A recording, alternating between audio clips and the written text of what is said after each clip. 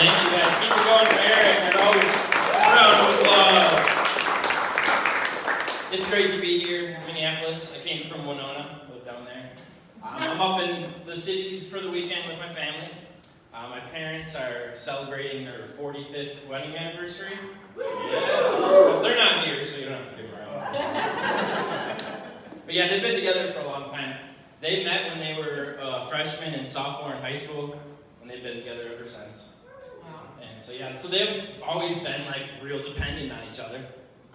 And it just kind of worries me that one day my mom is going to pass away, and we're going to take my dad to the nursing home, and we're going to have to explain to them that, you know, he's still in really good shape physically, and mentally he's all there, sharp as a tack. It's not that he's forgotten how to do his every day-to-day tasks. He just never learned how to do them in the first place. I'm not sure what to do with this guy, you know. I'm not going to teach him how to use the washing machine, you know. When we were little kids, though, my parents, they didn't get in fights very often, but when they would, my mom would go on strike and stop cleaning up after my dad, and the whole house would go to shit in like 36 hours. Just a mess. When we were little kids, I have a younger brother, Jack, and when we were kids, we used to love to go grocery shopping with my mom. And one of our favorite things to do was pick out cereal, new breakfast cereal. And so we get home and it would be time for breakfast, and my dad would step in and he would say, "Hold up, wait. You guys can't open the new cereal until the old cereal is gone.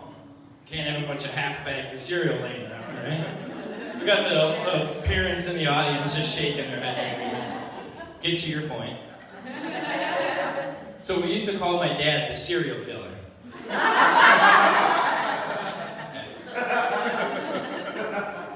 Well, a couple of weeks ago, my dad, he called me, and he's like, "Hey, Andy, I need to get some weed from you. I'm all out." You know, it's a normal father-son relationship.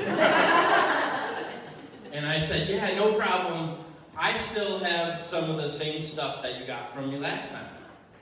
And my dad said, "Well, if that's the case, maybe I'll just wait until you get some new stuff." Yeah, some of you guys see where I'm going with this. I said, "Dad, I can't get new stuff until the old stuff is gone. And I have a bunch of half bags of weed laying around." Call me the weed killer. When I was a kid, if I would really do something to make my mom mad, if I knew she was really pissed off at me, I would try and smooth things over, and I would say, "I'm sorry, Mom, I love you." And this is what she would say back to me. She would say, "I love you too, I just don't like you very much right now." Yeah, that's why I'm up here doing this. I'm planning on telling them the same thing when I drop them off at the nursing home. Still love you guys, you're just not that pleasant to be around anymore. No, my parents are great. We all share a joint cell phone account together, my parents and my brother and I. And so at the end of the month, when it comes time to pay the bill, my brother will send me his share on Venmo, the money sharing app. Then I have to go to the bank and take out cash, and drive it over and drop it off to my parents. They then take the cash and they drive it over and deposit it at the same bank.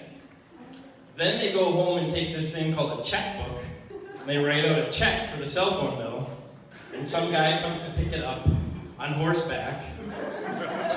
Quite the process.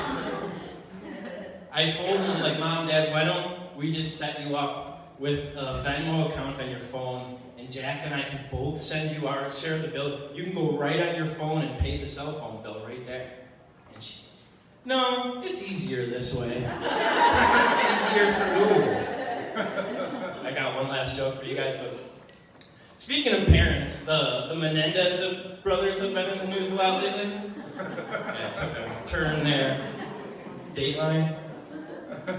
But if you guys aren't familiar, back in the late 80s, the Menendez brothers, they murdered their parents, and then they took their inheritance and they went on a spending spree and they bought Mercedes-Benz and front row tickets to the New York Knicks at Madison Square Garden.